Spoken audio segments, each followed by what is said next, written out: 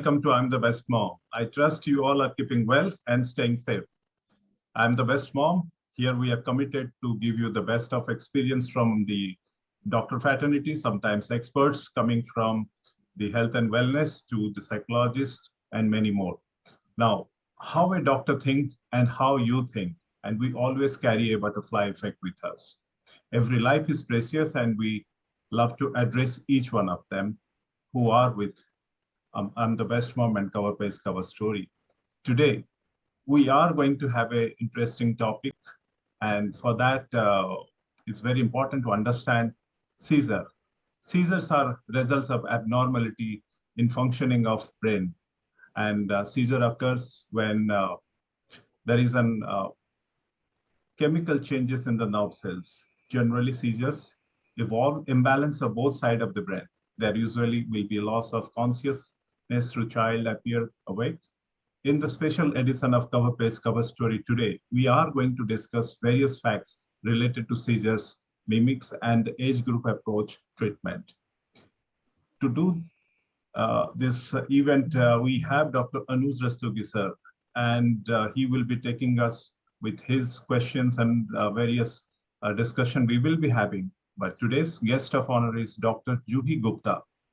Ma'am, Dr. Juhi Gupta, welcome to I'm the Best Mom. Dr. Juhi Gupta is Assistant Professor of Pediatric Neurology at Department of Pediatrics at Jekyll Hospital, Jaipur, Rajasthan. She has done her MD Pediatrics from Lady Hardinge Medical College, New Delhi, and thereafter DM in Pediatric Neurology from the Apex Institute of the country, All India Institute of Medical Science. She was conferred the Dr. P.N. Taneja Award by Indian Academy of Pediatrics in 2020 for her paper in transcranial magnetic stimulations, research, and a lot of publications as well. With this, I would request Dr. Anuj Rastogi sir to take on the session of today's Cover Page Cover Story with Dr. Juhi Gupta. Thank you, Deepmanji. I enjoyed taking care of children and I found it endlessly rewarding. And I feel unbelievably lucky to get connect with renowned people of pediatric field. And today I welcome Dr. Juhi Gupta, who is pediatric neurologist, and we will discuss the common problem of children. Like 4 to 5% of children in their lifetime, they have seizure or seizure-like activity. So it is not uncommon. 4 to 5% means 5 out of 100. So sometimes they have seizures because of fever, or sometimes they have seizure-like activity where there's a lot of confusion whether they are having seizures or they are not having seizure. Breath holding spell is one of them. It is very, very common in children. After 9 months of age or 7 months of age, they become blue or they become pale and they throw seizure. So there is a lot of confusion in finding out, and sometimes few patient they were giving antiepileptic treatment, anti-seizure medicine, which are not required.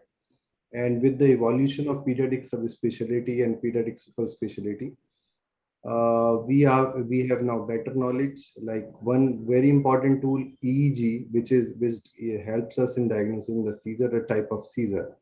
So that also has a different connotation with pediatric neurologists and other doctors.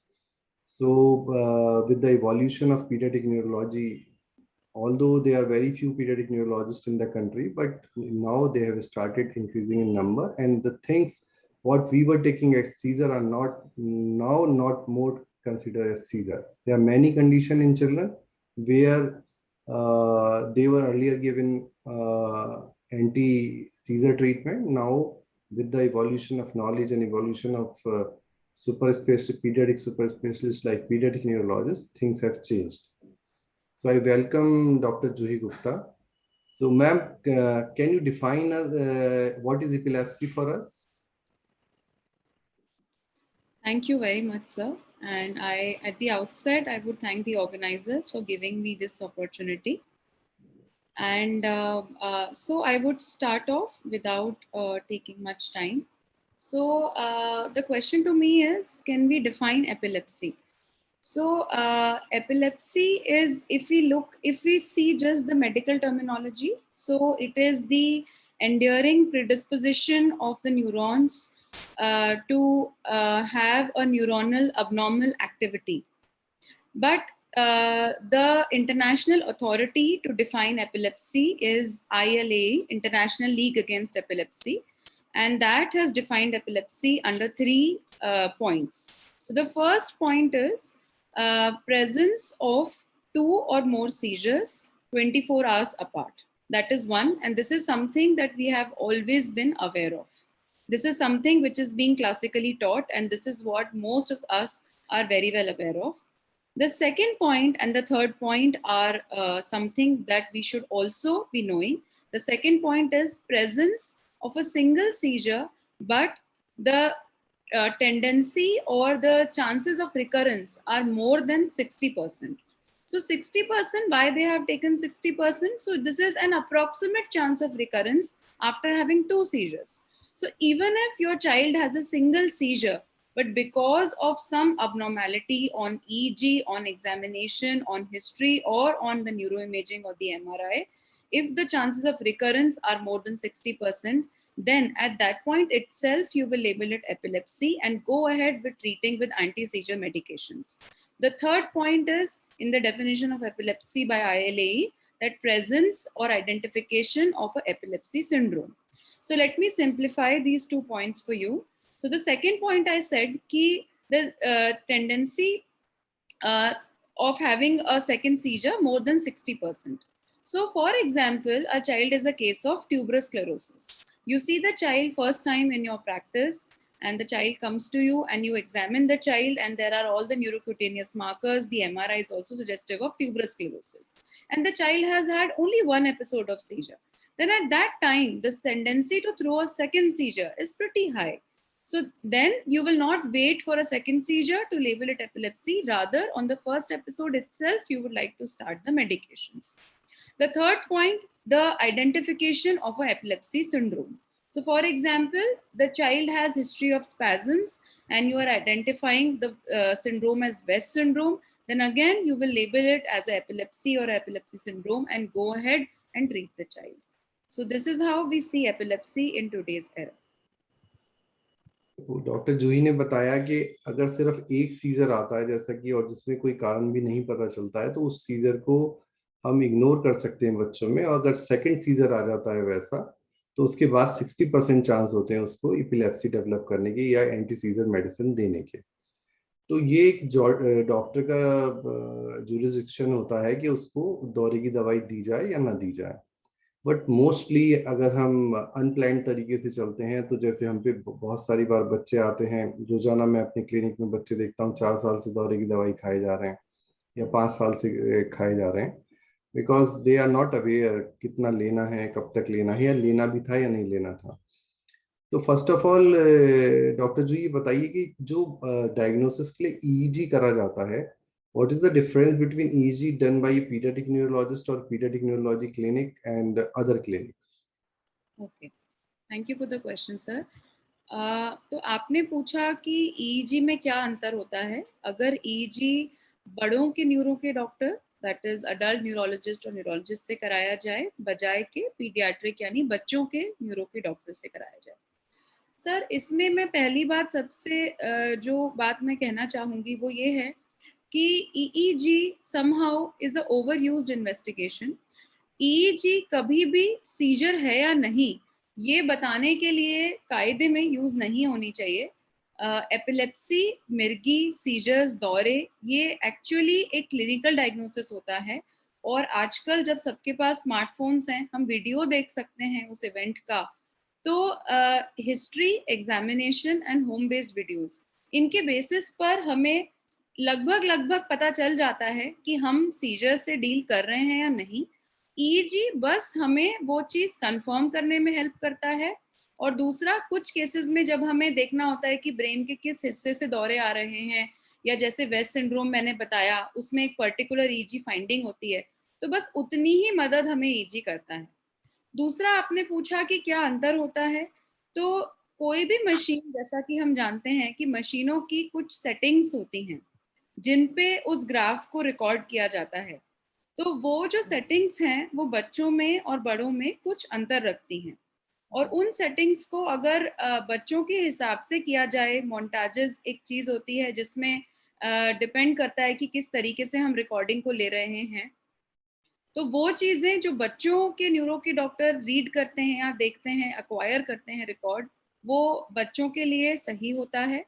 और बहुत बार record लेने के उपरांत जो reporting है वो भी matter करती है कि बच्चों के न्यूरो के डॉक्टर अगर करें तो वो ज्यादा सही ढंग से की जाती है। ये आपने बताया कि अगर जो बड़ों वाले मोन्टाज हैं, जो तार जिस तरह से बड़ों के लगाए जाते हैं, अगर उसी प्रकार से बच्चों के लगा दिए जाए तो ओवर रीडिंग हो जाएगी। मतलब हो सकता है कि उसको दौरे ना हो और वो दौरे की तरह रीड करा जाए, क्योंकि ऐसा मैंने कई बार अपनी प्रैक्टिस में भी देखा है। और जब वो हम एक ऐसे न्यूरोफिजियोलॉजिस्ट से या न्यूरोफिजिशियन से कराते हैं जो बच्चों के बारे में डिफरेंट जानकारी रखते हैं, और उनके मोन्टाज, उनके जो लीड्स हैं वो उस तरह से लगाई जाती हैं जो बच्चों की लगनी चाहिए, तो एक रियल पिक्चर सामने आती है। सो वेरी गुड, आपने बहुत ही अच्छा बताया डॉक्टर जूही। एंड दूसरी बात आप मुझे बताइए, कितने किस्म के सीजर बच्चों में देखे जाते हैं जनरली? Okay sir. सर अगर हम अगर जितना कि मैं जानती हूँ, हमारे आज के सेशंस के जो श्रोता हैं वो पेरेंट्स हैं, मदर्स हैं काफ़ी, और केयर गिवर्स हैं। तो मैं मेडिकल लैंग्वेज बहुत ज़्यादा ना यूज़ करते हुए आसान तरीके से बताना चाहूँगी कि सीजर्स हम मोटा मोटा कैसे देखते हैं। तो सीजर्स मोटे मोटे हम 3 तरीके से डिवाइड कर सकते हैं। फर्स्ट होते हैं जनरलाइज्ड, मतलब पूरे शरीर में आने वाले दौरे।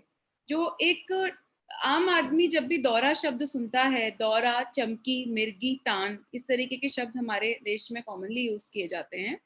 तो उसमें हमारे मन में पिक्चर आती है कि आंखें ऊपर करके और बच्चा ऐसे ऐसे हिल रहा है। तो ये एक कॉमन पिक्चर है एक जनरलाइज दौरे की, यानी पूरे शरीर में पड़ने वाले दौरे की।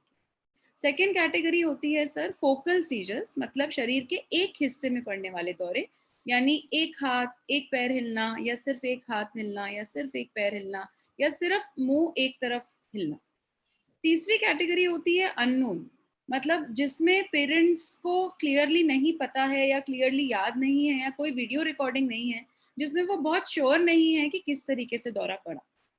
इसमें एक क्रूशियल बात जो कि ट्रीटमेंट डिसीजन लेने में हेल्प करती है वो ये है कि जब भी दौरे को क्लासिफाई किया जाता है, यानी अंतर किया जाता है कि कौन से तरीके का दौरा है, तो सबसे इम्पॉर्टेंट बात होती है सीजर का ऑनसेट, यानी सीजर की शुरुआत। तो अगर पेरेंट हमें बताता है कि जब हम पहुंचे या जब हमारी नींद खुली तब पूरा बच्चा हिल रहा था, तो उस पे हम क्लासिफाई नहीं कर सकते, क्योंकि जब दौरा शुरू हुआ तब उस समय वहां कोई फर्स्ट हैंड विटनेस नहीं।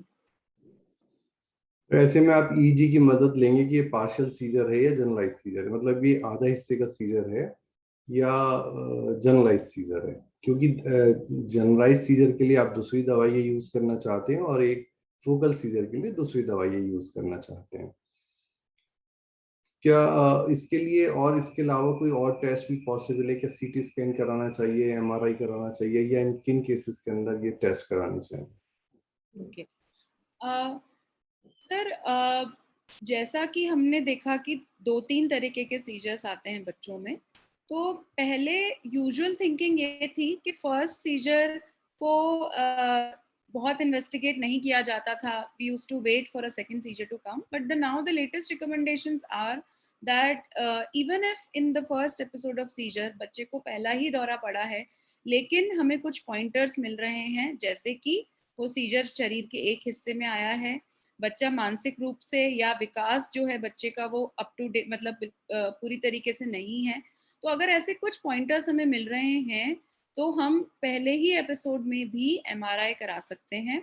एमआरआई वर्सेस सीटी अगर हम इलेक्टिवली करा रहे हैं, मतलब इमरजेंसी सिचुएशन में नहीं है, बच्चा हमारे क्लिनिक में आ रहा है, हमारे पास समय है, तो MRI brain with epilepsy protocol 3 Tesla यही इन्वेस्टिगेशन ऑफ चॉइस है किसी भी प्रकार की सीजर या एपिलेप्सी के लिए। तो हमें एमआरआई कराते वक्त अच्छी क्वालिटी का एमआरआई, यानी 3 टेस्ला एमआरआई, और उसमें एक चीज होती है एपिलेप्सी प्रोटोकॉल, उस तरीके से ही एमआरआई कराना चाहिए। तो इन दोनों में सेफ कौन सा है बच्चों के लिए, सीटी स्कैन या एमआरआई? सर सीटी स्कैन में रेडिएशंस होती हैं और एमआरआई रेडिएशन फ्री होता है, एमआरआई सेफ होता है। और बहुत सारी बार बीमारी सीटी स्कैन के अंदर मिस भी हो सकती है जो एमआरआई पिक करता है लाइफ में। अब ऐसी क्या कंडीशंस हैं जैसे जहाँ पे हमें लगता है बच्चे को दौरे हो सकते हैं? जैसे मैं new first month of life से शुरू करता हूँ, तो बच्चे हमने अक्सर देखा है हिलते रहते हैं और पेरेंट्स को लगता है शायद ये कहीं दौरे तो नहीं है बच्चे को। तो उसमें कैसे डिफरेंशिएट कर सकते हैं बच्चे को ये दौरा है या ये किसी और वजह से हिला है? Yes sir. तो सर इसमें जो एक न्यूबॉर्न होता है फर्स्ट मंथ ऑफ लाइफ में, कई ऐसी कंडीशंस हैं जैसे जिटरीनेस, बिनाइन न्यूनेटल स्लीप, मायोक्लोनस, कई ऐसी कंडीशंस हैं जो कि दौरा नहीं होती। तो ऐसे में अगर ऐसा कोई भी मूवमेंट है तो पेरेंट्स को अपने डॉक्टर को कंसल्ट करना चाहिए। और कुछ पॉइंट्स होते हैं जिनसे हम अंतर कर सकते हैं, जैसे अगर आपका बच्चा हिल रहा है, उसके हाथ हिल रहे हैं, और अगर आप हाथ को पकड़ लें और हिलना रुक जाए, तो वो दौरे की तरफ पॉइंट नहीं करता है। मतलब अगर दौरा होगा तो आपके पकड़ने या कुछ भी करने से वो नहीं रुकेगा। तो अगर आप पकड़ रहे हैं और वो चीज़ रुक जा रही है, तो ये इस तरफ पॉइंट करता है कि शायद हम दौरे से डील नहीं कर रहे हैं। बट फिर भी इतने छोटे बच्चों में खुद डिसीजन लेने की बजाय डॉक्टर को दिखाना चाहिए। राइट।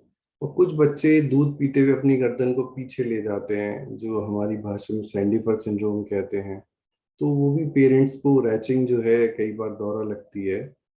तो ऐसे में क्या करना चाहिए जो अगर बच्चा गर्दन बार बार पीछे ले जा रहा है दूध पीते हुए या दूध पीने की थोड़ी देर बाद, तो क्या उसमें ईजी कराना चाहिए या कैसे उसको अप्रोच करना चाहिए? तो सर ने एक बहुत ही अच्छा पॉइंट, मतलब ही pointed out a very valid thing, कि कई बच्चे इस तरीके से गर्दन को पीछे कर रहे होते हैं, जो कि अगर हम साधारण शब्दों में बोलें तो एक रिफ्लक्स की प्रॉब्लम होती है।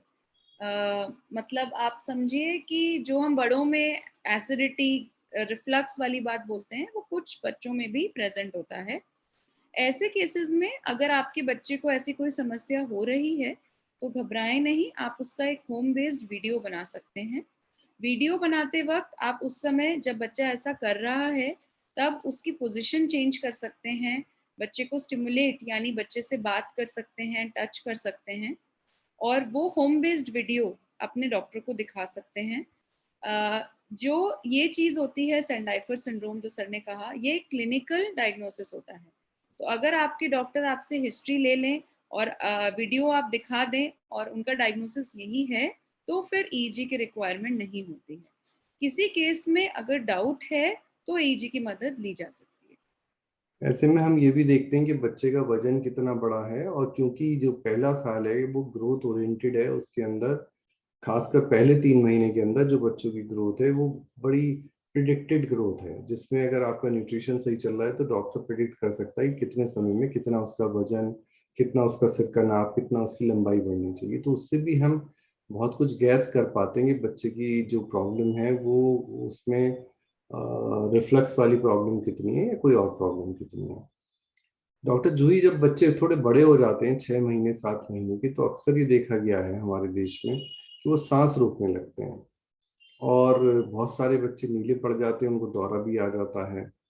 तो इसको ब्रेथ होल्डिंग स्पेल कहते हैं हम, और बच्चों के पेरेंट्स इस बात को लेके बहुत डर जाते हैं क्योंकि उस समय ऐसा लगता है जैसे बच्चा गया हाथ से। तो ऐसे में कैसे हमारा जजमेंट होना चाहिए और क्या करना चाहिए? सर ये आपने बहुत अच्छा चीज़ पूछी, क्योंकि काफ़ी पेरेंट्स इस बीमारी के आते हैं और भले ही ये चीज़ दौरा नहीं होती, लेकिन पेरेंट के लिए बहुत डरावनी चीज़ होती है और पेरेंट्स के लिए बहुत चिंता का विषय होती है। तो जैसा कि सर ने कहा कि ब्रेथ होल्डिंग स्पेल, तो पहले तो मैं इस शब्द के बारे में बात करना चाहूँगी। ये एक मिसनोमर है, यानी ब्रेथ होल्ड नहीं करता है बच्चा। बच्चा रोता है और सांस जब निकाल देता है, सांस हम लेते हैं और सांस छोड़ते हैं, तो सांस छोड़ने के बाद वो अगली सांस ले नहीं पाता। तो ये एक मिसनोमर है। एक्चुअली बच्चा रोते रोते कभी कभी हम कहते हैं सांस भूल जाता है, तो वही बात है, सांस ले नहीं पाता। कोई कोई बच्चा नीला पड़ जाता है, कोई कोई बच्चा पीला सा पड़ जाता है। तो ऐसे में कुछ पॉइंट्स मैं पेरेंट्स को बताना चाहूंगी। तो अगर आपने इस चीज के लिए डॉक्टर को दिखा लिया है और डायग्नोसिस ब्रेथ होल्डिंग स्पेल्स ही है, तो फर्स्ट पॉइंट, आप बिल्कुल रिलैक्स हो जाएं।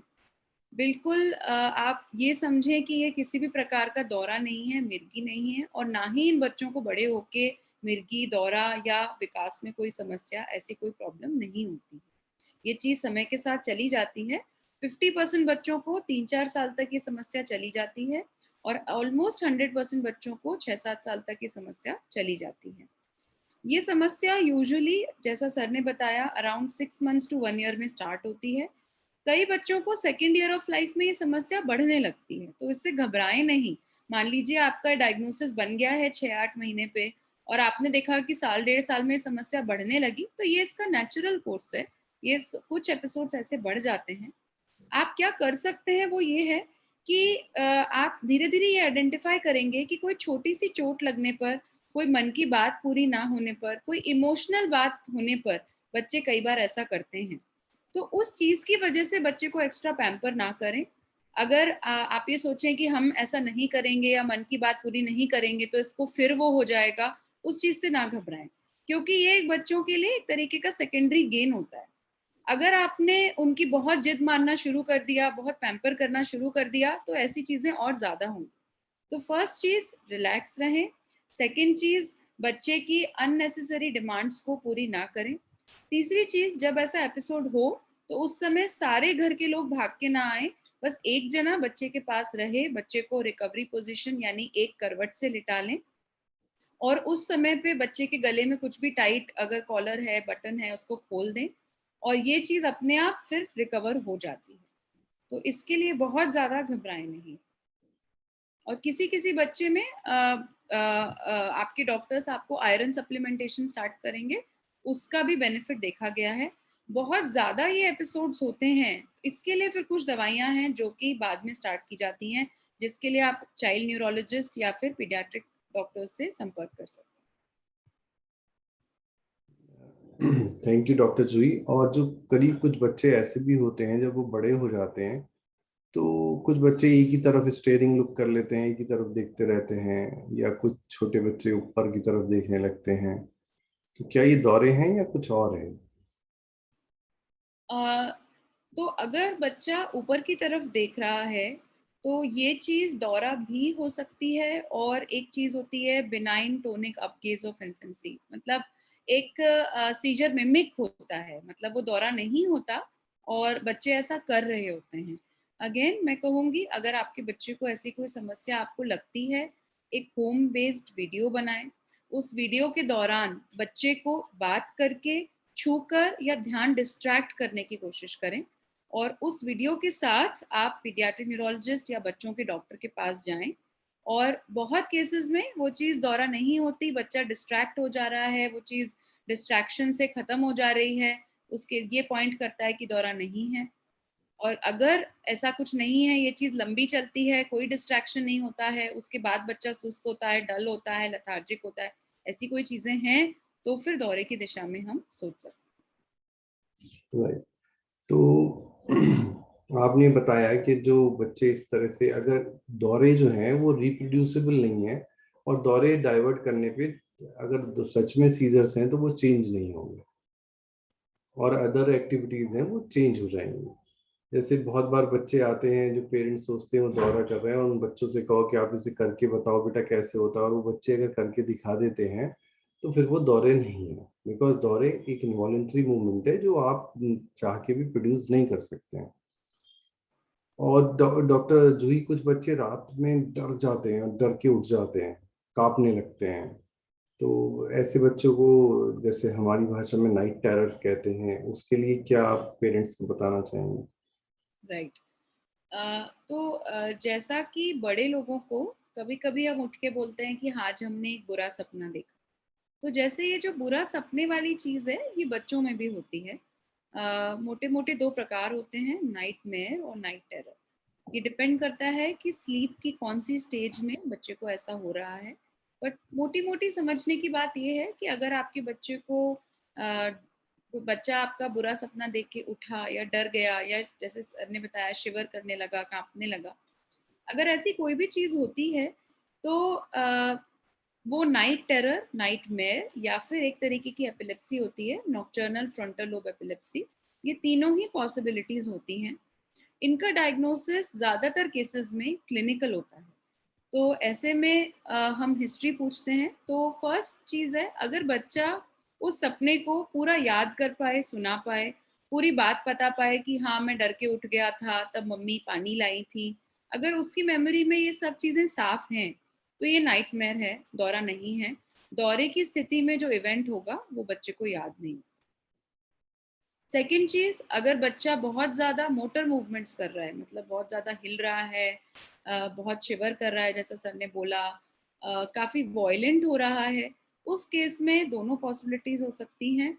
उस केस में हम ये देख सकते हैं कि क्या सारे मूवमेंट्स एक जैसे हैं, आर दे स्टीरियोटाइप्ड, हर बार सेम तरीके का मूवमेंट हो रहा है। अगर ऐसा है तो वो सीजर की तरफ पॉइंट करता है। अगर हर बार अलग अलग होता है, कभी कम कभी ज्यादा, कभी इतना मूवमेंट नहीं होता, तो वो नाइट टेरर, नाइटमेयर की तरफ पॉइंट करता है। And again home based videos will be of great help. और जब ये चीज क्लियर नहीं होती है कि क्या है, तो इस केस में हम ईईजी की मदद ले सकते हैं। राइट, एक बच्चों में देखा गया ग्रेटिफाइंग बिहेवियर जो हम कहते हैं, बच्चे कुछ अपने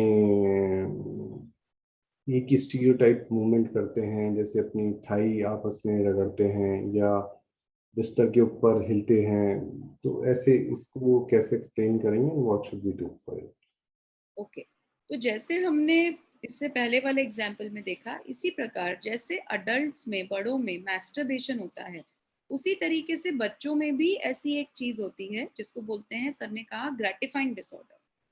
तो ऐसे में आपको ये महसूस होगा कि या तो बच्चा अपने दोनों थाइस को क्रॉस करके रगड़ रहा है या बेड पे उल्टा होके रगड़ रहा है आपको। और बच्चा ऐसा जब करता है और अगर आप डिस्ट्रैक्ट करेंगे तो वो डिस्ट्रैक्ट हो जाएगा। अगर आप बोलेंगे कि बेटा क्या कर रहे हो, उठ जाओ, तो बच्चा उठ जाएगा। तो आप समझने की बात ये है कि ज्यादातर दौरों में अगर आप डिस्ट्रैक्ट करेंगे तो बच्चा डिस्ट्रैक्ट नहीं होगा, अपनी एक्टिविटी बंद नहीं करेगा।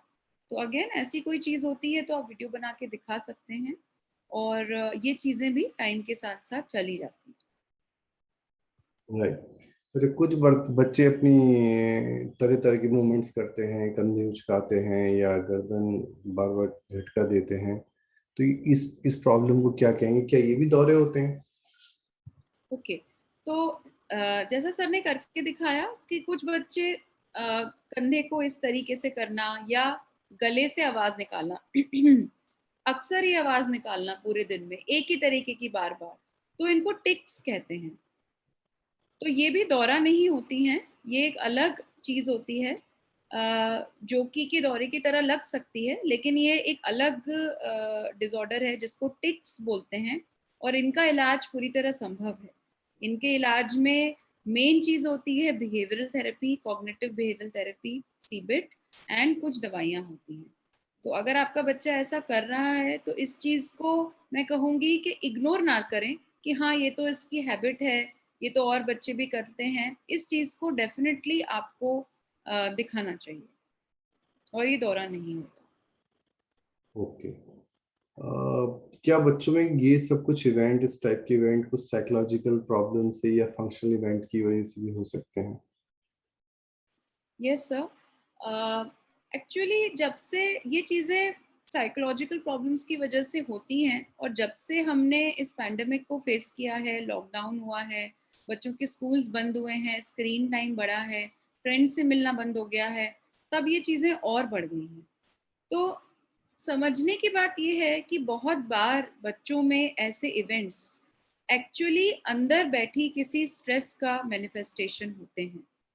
बहुत बार ये वॉलंटरी नहीं होते, स्ट्रेस का मैनिफेस्टेशन होते हुए भी वॉलंटरी नहीं होते, मतलब बच्चा जान के ऐसा नहीं कर रहा होता, बट अंदर इतनी बातें चल रही होती हैं कि वो इस तरीके से बाहर निकलती हैं। और कई बार बहुत सारे सेकेंडरी गेन्स होते हैं, कई चीज़ों को अवॉइड करने के लिए, स्कूल खुलने वाले हैं उनको अवॉइड करने के लिए, कुछ एग्जाम्स, कुछ सोशल स्ट्रेसर्स, इनके चलते बच्चा ऐसा कर रहा होता है।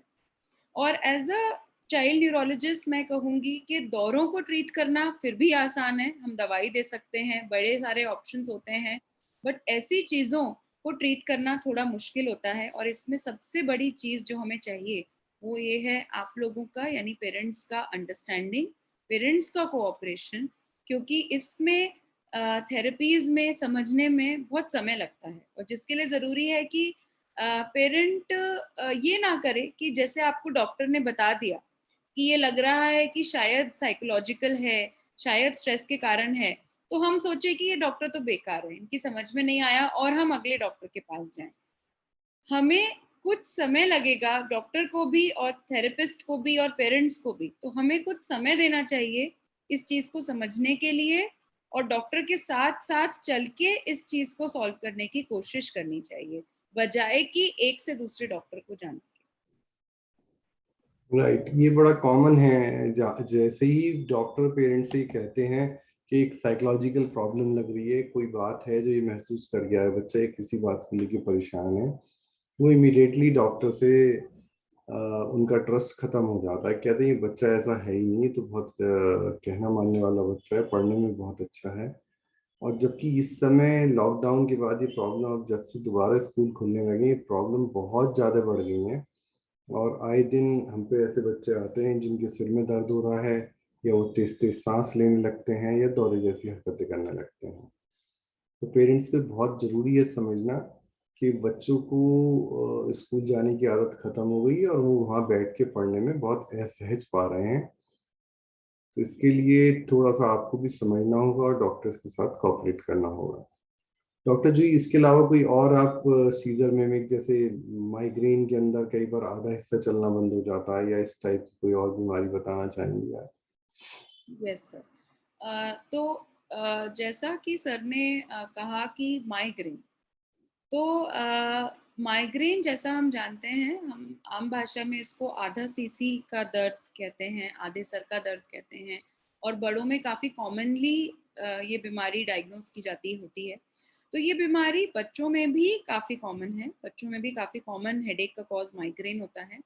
और कुछ चीज़ें होती हैं जिनको बोलते हैं माइग्रेन वेरिएंट्स, मतलब माइग्रेन की समस्या जो कि अलग अलग रूपों में हमें दिखाई दे, जिसमें से एक सर ने मेंशन की जिसको बोलते हैं हेमिप्लेजिक माइग्रेन, मतलब सिरदर्द के साथ शरीर का आधा हिस्सा चलना बंद हो जाना, हाथ या पैर चलना बंद हो जाना, उसमें नंबनेस या चींटी चलने जैसा, सुई लगने जैसा सेंसेशन आना।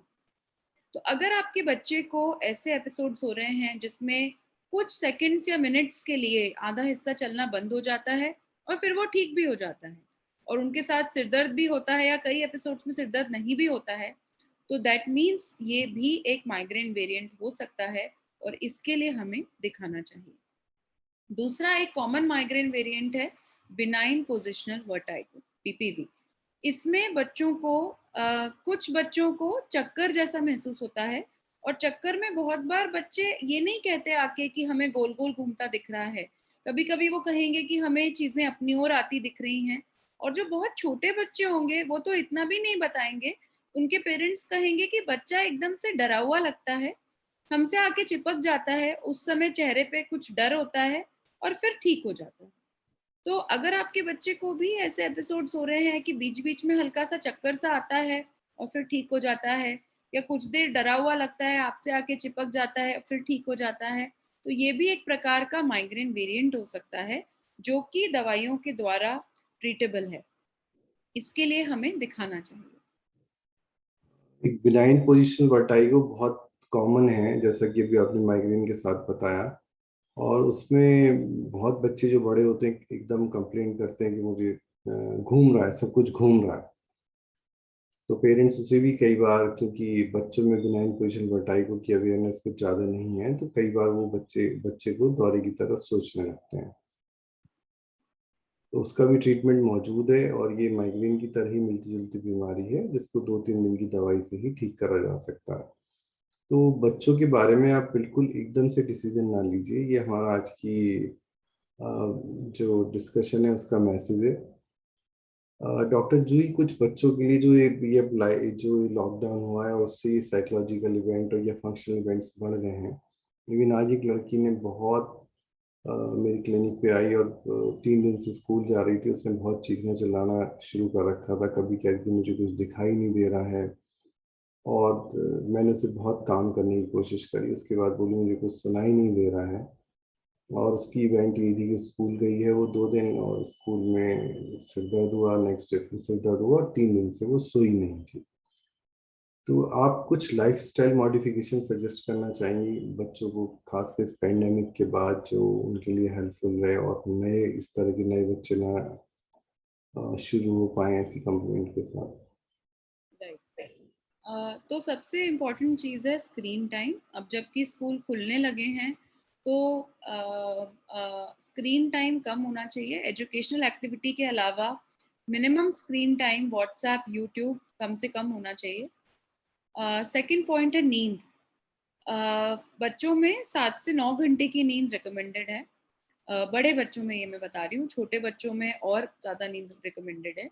तो बच्चों में नींद और नींद का समय एक पर्टिकुलर टाइम के आसपास ही सोना चाहिए, पर्टिकुलर टाइम के आसपास ही जगना चाहिए। और वीकेंड पे ये स्लीप ना तो बहुत बढ़नी चाहिए और ना घटनी चाहिए। ऐसा नहीं होना चाहिए कि संडे को दिन में सो गए, फिर संडे की रात देर रात तक जगे और मंडे मॉर्निंग अर्ली मॉर्निंग उठ गए स्कूल जाने के लिए। तो नींद बहुत इंपॉर्टेंट है और नींद की टाइमिंग इंपॉर्टेंट है। तीसरी चीज जो मैं कहूँगी वो है 1.5 साल से बच्चे स्कूल नहीं गए हैं और अब स्कूल जाना उनके लिए एक नई चीज है। कई बच्चों के लिए बिल्कुल नया एक्सपीरियंस है फिर से। तो इसके साथ आपको थोड़ा सा, अगर आपको लग रहा है आपको स्ट्रेस वगैरह हो रहा है, तो कुछ ब्रीदिंग एक्सरसाइजेस, रिलैक्सेशन एक्सरसाइजेस, थोड़ा बहुत मेडिटेशन ये किया जा सकता है। फोर्थ है खान पान का ध्यान। जंक फूड बहुत कम होना चाहिए, 1 और 2 a वीक, बस इतना ही। बाकी घर का नॉर्मल खाना खाना चाहिए। And fifth I would say, which is not strictly a lifestyle modification, but जो मैं देख रही हूँ कि पैंडेमिक के डर के कारण बच्चों का आपस में खेलना बहुत कम हो गया है। तो एटलीस्ट घर से एक बार, घर दिन में एक बार बच्चे को घर से बाहर निकालें और दूसरों से घुलने मिलने का मौका दें। Right. Thank you doctor Juhi and Deepman. कोई क्वेश्चन है चैट बॉक्स में तो आप प्लीज मैम से पूछ लीजिए। Sure. Thank you, Dr. Juhi, for your easy explanation of many questions which was put up by Dr. Anuj sir. There are a few questions. There is a question from Sanya Rastogi. She is asking, मेरे baby को 1 साल पहले scissor आया था, उसको हर महीना fever आ रहा है, like and now the baby is 3 years old. Is there any specific coordination or any specific reason behind it? अच्छा, ओके। नमस्कार सानिया जी, आप शायद ये पूछना चाह रही हैं कि क्या हर महीने बुखार आने का कोई ताल्लुक उसके सीजर से है। तो ऐसा नहीं है। अगर किसी बच्चे को दौरा आया हुआ होता है तो उसके बाद बार बार बुखार आना, इन दोनों का आपस में कोई संबंध नहीं होता है। 3 साल के बच्चे में यूजुअली 10 से 12 बार ये सर्दी जुकाम के इन्फेक्शंस वगैरह नॉर्मली भी हो सकते हैं। तो इसका और सीजर का कोई कनेक्शन नहीं। Thanks, ma'am. There are 2-3 questions, but in the similar question line. My son suffered epilepsy attack before a year. Since from it noticed that while speaking, then talking, communicating, he's not looking straight in eyes, and to whom he's talking, he looks points eyes to any other direction. What could be the reason? And there are a few more questions. Is there any possibility of problem while talking, conversation during epilepsy treatment? So the question is in and around the communication while having epilepsy. Okay. क्या ये question मैं पढ़ सकती हूँ खुद? Yeah, it is there in the Q&A section. Okay, just a minute. Okay. तो जितना कि मैं समझ पा रही हूँ, आप ये पूछना चाह रहे हैं कि आपके बच्चे को दौरा आया था और अब जब आपका बच्चा बातचीत करता है, कम्युनिकेट करता है, तो वो सीधा नहीं देखता है। तो इन दोनों चीज़ों का तो मैं ये कहूँगी कि अगर आपका बच्चा सीधा नहीं देखता है, आई कांटेक्ट नहीं करता है, तो ये एक तरीके का कुछ बीमारियों की तरफ ये चीज़ संकेत करती है। तो अगर आपके बच्चे का आई कांटेक्ट पुअर है और उसके साथ साथ ही आप ये देखते हैं कि ये अपने आप में ही रहता है, सुन के भी अनसुना करता है, दूसरे बच्चों से ज्यादा घुलता मिलता नहीं है, अगर ऐसी समस्याएं भी हैं साथ ही साथ, तो इसके लिए फिर आपको चाइल्ड न्यूरोलॉजिस्ट को दिखाना चाहिए। और अगर ये सारी समस्याएं आ रही हैं, तो हो सकता है कि ये कुल मिला के सारी चीजें एक डायग्नोसिस की तरफ पॉइंट करती हैं। Thanks, ma'am. And there is another question from Arfa. She's writing, my baby is having myoclonic spasm after 2 days from the birth. He is now 8 months now. He's under medication from a pediatric neurologist. What are the chances of recovery and how much time it usually takes to recover? Okay okay Arfa ji. तो जो newborn बच्चों में दौरे होते हैं, आपके बच्चे को 2 दिन के एज में दौरे आए थे। तो जो न्यूबॉर्न बच्चों के दौरे होते हैं वो मोटे मोटे 2 कैटेगरी के होते हैं। एक होते हैं बिनाइन और एक होते हैं किसी ना किसी एपिलेप्सी के कारण, एपिलेप्सी सिंड्रोम्स के कारण। तो अगर आपके बच्चे का, तो इसमें ज़रूरी है कि आप अपने डॉक्टर से ये पूछ सकती हैं कि आपके बच्चे का डायग्नोसिस क्या है। अगर आपके बच्चे का डायग्नोसिस कुछ ऐसा है जो कि एक बिनाइन कंडीशन है, मतलब कुछ बहुत ज़्यादा चिंताजनक बात नहीं है, तो इन केसेस में फिर ये पूरी तरह, मतलब काफ़ी हद तक ये चीज़ें रिकवर हो जाती हैं। दवाइयाँ बाद में जाके टेपर करके, यानी धीरे धीरे करके बाद में बंद हो जाती हैं। और दूसरी जो कैटेगरी है वो है कुछ एपिलेप्सी सिंड्रोम्स, जिनके तहत दौरे बार बार आते हैं या बच्चे का विकास ठीक नहीं होता है। इन केसेस में दवाइयाँ लंबी चलती हैं, ट्रीटमेंट लंबा चलता है। तो अगर आपके बच्चे का विकास बिल्कुल ठीक है, अब बिल्कुल दौरे नहीं है, सिर्फ दवाइयाँ चल रही हैं, तो दवाइयों को कंटिन्यू करें, अपने डॉक्टर के संपर्क में रहें और उनसे एक बार डिस्कस करें कि डायग्नोसिस क्या है। Right, ma'am. And there is one more question from Aisa. She's asking, if a newborn does his eyes upward for a second, is there any connection with seizure?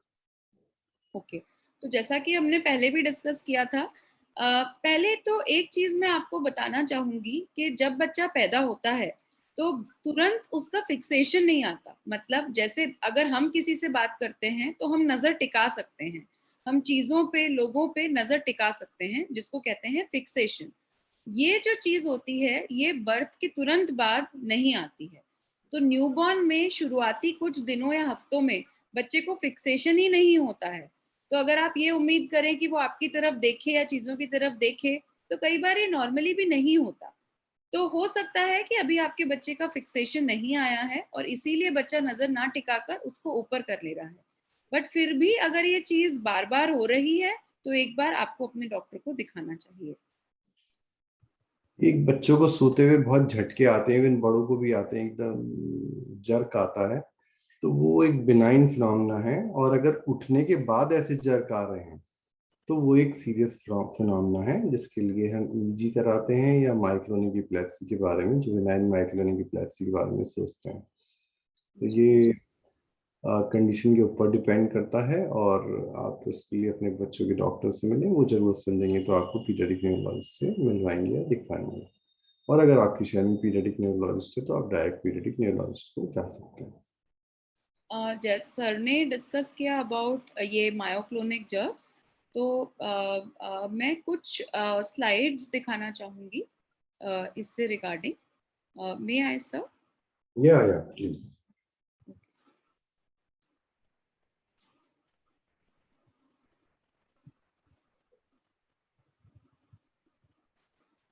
मेरी स्लाइड्स दिख रही हैं? Yes, ma'am. Okay, thank you.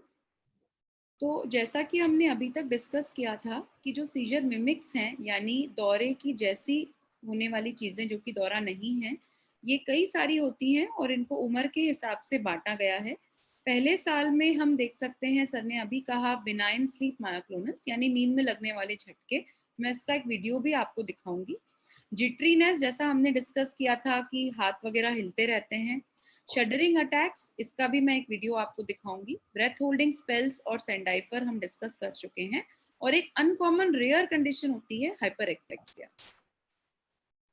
Childhood में benign पेरोक्सिस्मल vertigo यानी चक्कर आने वाली बात जो हमने डिस्कस की थी। साइक्लिकल वॉमिटिंग जो भी एक तरीके का माइग्रेन वेरिएंट होता है। पैरासोमनियाज यानी नींद में बुरे सपने और डर के उठना जो हमने डिस्कस किया। टैंट्रम्स, कई बार बहुत जिद में ऐसी हरकतें करना कि पेरेंट्स को लगेगा कि कहीं दौरा तो नहीं आ गया। और टिक्स, जैसा कि हमने डिस्कस किया था कि गले से खंखारने या कंधे को हिलाने, हाथ पर हिलाने, ऐसी समस्या। और वेजोवेगल सिंकपी यानी चक्कर खा के गिरना, बेहोश हो जाना, ये भी एक तरीके का सीजर मिमिक होता है। अडोलेसेंस यानी बड़े बच्चों में पैनिक अटैक्स, जैसा कि सर भी एक बता रहे थे कि बच्चा आया बड़ा डरा हुआ था, चिल्ला रहा था।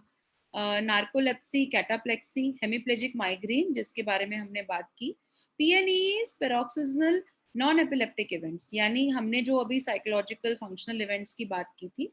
और कार्डियक सिंकपी यानी दिल की किसी बीमारी की वजह से बेहोश होकर गिरना। कुछ वीडियोस में आप लोगों को दिखाना चाहूंगी। जैसा कि हमने ग्रेटिफिकेशन डिसऑर्डर के बारे में बात की थी कि बच्चे कभी कभी अपने दोनों थाइस को आपस में रगड़ते हैं। ये एक वीडियो है जिसमें ग्रेटिफिकेशन डिसऑर्डर हम देख सकते हैं। ये एक वीडियो है जिसमें आंखें, अगर आप आंखों पे ध्यान दें तो एक तरीके से डांसिंग आईज इनको कहते हैं, आंखें हिल रही हैं। तो अगर आपका बच्चा वैसे एक स्वस्थ बच्चा है और अचानक आंखों में ये दिक्कत आनी शुरू हो गई है जिसमें आंखें तेजी से हिल रही हैं, तो इसके लिए आपको तुरंत बच्चों के न्यूरो के डॉक्टर को दिखाना चाहिए, क्योंकि एक तरीके का दौरा नहीं है, लेकिन ये एक तरीके की बीमारी है जिसका जल्द से जल्द इलाज होना चाहिए। ये एक वीडियो है जिसमें हम देख रहे हैं कि ये बच्चा ऐसे अजीब तरीके से हिल रहा है। इनको शडरिंग अटैक्स कहते हैं। ये भी दौरे नहीं होते हैं। इस वीडियो में ये बच्चा है, जैसा कि सर बता रहे थे कि एक उनके क्लिनिक पे लड़की आई थी जो कि स्कूल जाना रिसेंटली शुरू की। इस बच्चे के साथ भी कुछ इस तरीके के स्ट्रेसर्स थे, पढ़ाई को लेकर, एग्जाम को लेकर, प्रेशर को लेकर। तो इस बच्चे को रात में इस तरीके से ये कपकपी होती थी और अगर बच्चे को उठाया जाए तो बच्चा उठ जाता था, आंखें बंद रहती थी, कोई बेहोशी वगैरह नहीं होती। तो इस बच्चे का बाद में जब डायग्नोसिस बना, सारा इवैल्यूएशन किया गया, तो ये साइकोलॉजिकल एपिसोड्स की तरह डायग्नोस हुआ। इस वीडियो में हम देख रहे हैं कि न्यूबॉर्न है जो कि नींद में इस तरीके से हिल रहा है। तो ये भी एक तरीके का बिनाइन कंडीशन है, यानी सीजर मिमिक है, दौरे नहीं है ये। और अंत में मैं आप लोगों को एक डोमिसिलरी केयर के बारे में बताना चाहूंगी, यानी फर्स्ट एड जो हमें दौरे के समय करना चाहिए। तो अगर आपके बच्चे को कोई भी ऐसा मूवमेंट होता है जिसको कि आप नहीं समझ पा रहे हैं कि ये क्या है, तो उस समय बच्चे को जो कुछ स्टेप्स आप कर सकते हैं वो ये हैं कि आप बच्चे को उस समय रिकवरी पोजीशन में ले लें, यानी एक करवट से लिटा लें। उस समय कुछ भी टाइट अगर बच्चे ने गर्दन में पहना हुआ था, कोई शर्ट का कॉलर, कोई धागा, कोई मफलर, तो उसको ढीला कर दें। बच्चे के मुंह में कुछ भी नहीं डालें, चम्मच नहीं डालें, पानी नहीं छिड़कें, बच्चे को दबाएं नहीं। उसके आसपास अगर कोई भी हानिकारक वस्तु थी, कोई भी ऐसा नुकीली चीज, कोई भी ऐसा टॉय था जिससे बच्चे को चोट लग सकती है, तो उसको हटा दें। मुंह से लार गिरती है तो उसको पोंछ दें। और जो लास्ट पॉइंट है वो दौरों के लिए है कि अगर दौरे हैं तो नाक में डालने वाले स्प्रे का प्रयोग करें, जिसका की डोज आपको आपके डॉक्टर बताएंगे। धन्यवाद। थैंक यू डॉक्टर जूही।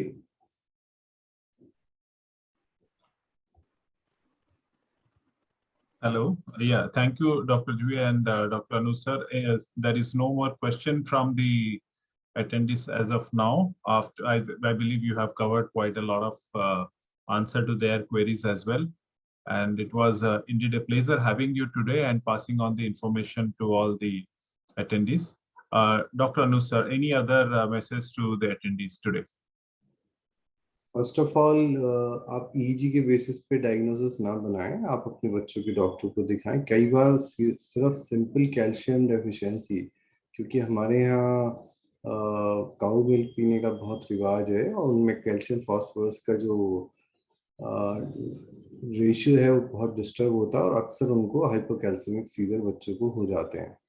तो उसमें कोई लॉन्ग लास्टिंग ट्रीटमेंट लेने की ज़रूरत नहीं होती. 3 से 4-5 दिन में वो कैल्शियम की कमी पूरी हो जाती है, बाद में विटामिन डी दिया जाता है और बच्चे ठीक हो जाते हैं. तो ऐसी तमाम कंडीशन है, आप अपने बच्चे के डॉक्टर को मिलें और या बच्चों के न्यूरोलॉजिस्ट को मिलें और आपको उस बात का सही जवाब मिलेगा. एंड मोस्टली चांसेस ये हैं कि बच्चे को दौरे की दवाई नहीं दी जाएगी. सिर्फ बहुत कम कंडीशन ऐसी हैं जब दौरे की दवाई देनी पड़ती है, और जब आप प्रॉपर डॉक्टर के पास जाते हैं, राइट डॉक्टर चूज करते हैं, तो आपको राइट ट्रीटमेंट मिलता है. ये बहुत जरूरी है, आप बच्चों के डॉक्टर को अपने बच्चों को दिखाएं. Thank you for the patient listening. Thank you doctor Juhi. Thank you Deepmani. Thank you, sir.